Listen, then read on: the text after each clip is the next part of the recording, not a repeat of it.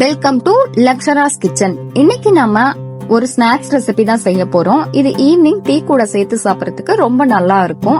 இது செய்யறதுக்காக நான் 100 கிராம் அளவுக்கு மைதா மாவு எடுத்திருக்கேன். கோதுமை மாவு வேணும்னாலும் நம்ம யூஸ் பண்ணிக்கலாம். இது கூடவே 1 ஸ்பூன் அளவுக்கு ஆயில், 1 ஸ்பூன் அளவுக்கு ஓமம், தேவையான அளவுக்கு உப்பு சேர்த்து நல்லா மிக்ஸ் பண்ணி விட்டுட்டு கொஞ்சம் கொஞ்சமா தண்ணிய சேர்த்துட்டு சப்பாத்தி மாவு பதத்துக்கு இதை நம்ம ரெடி பண்ணிக்கலாம். இத நான் ஸ்பைசியா செய்ய போறேன், அதனால உப்பு ஓமம்லாம் ஆட் பண்ணிருக்கேன்.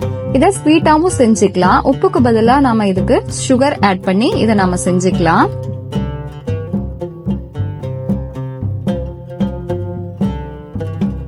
மாவு நல்லா இந்த பதத்துல இருக்கணும். இது மேல கொஞ்சமா ஆயில சேர்த்துட்டு எல்லா இடத்துலயும் நல்லா தடவி விட்டுட்டு மூடி போட்டு மூடி 15 நிமிஷம் அளவுக்கு நாம இத ஊற வச்சிடலாம்.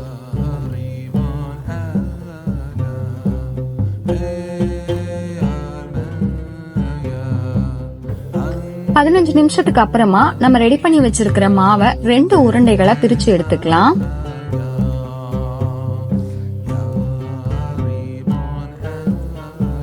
இப்போ இத நம்ம சப்பாத்தி மாதிரி திரட்டி எடுத்துக்கலாம். ரொம்ப மெல்லிசாவும் இல்லாம ரொம்ப தடிமனாவும் இல்லாம மீடியமா இத திரட்டி எடுத்துக்கலாம்.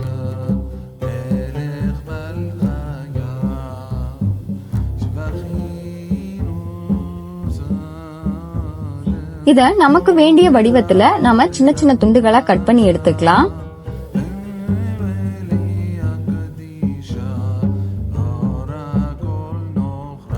நம்ம கட் பண்ண துண்டுகளை எல்லாத்தையும் ஒரு பிளேட்ல மாத்தி ரெடி பண்ணி வச்சுக்கலாம். அப்பதான் எண்ணெயில பொரிக்கிறப்ப நமக்கு ஈஸியா இருக்கும்.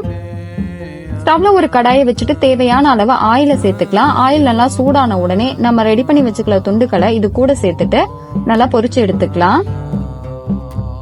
நல்லா கிறிஸ்பியா வர வரைக்கும் நம்ம இதை நல்லா பொரிச்சுக்கணும்.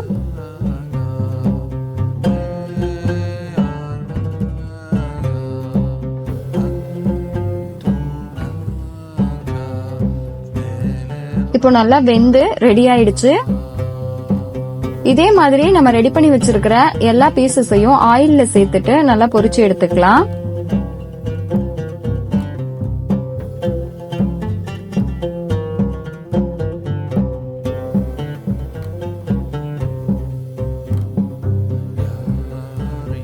நம்ம ரெடி பண்ணி வச்சிருக்கிற ஸ்நாக்ஸ்ல 1 ஸ்பூன் அளவுக்கு மிளகாய் தூள், 1/4 டீஸ்பூன் அளவுக்கு சாட் மசாலா, 1/4 டீஸ்பூன் அளவுக்கு உப்பு சேர்த்துட்டு நல்லா மிக்ஸ் பண்ணிக்கலாம். நல்ல கிறிஸ்பியான டீ டைம் ஸ்நாக்ஸ் ரெடி. இதே மாதிரி நீங்களும் ட்ரை பண்ணி பாருங்க. பிடிச்சிருந்தா லைக் பண்ணி ஷேர் பண்ணி கமெண்ட் பண்ணுங்க. மறக்காம லக்ஷராஸ் கிச்சனை சப்ஸ்கிரைப் பண்ணுங்க. தேங்க்யூ.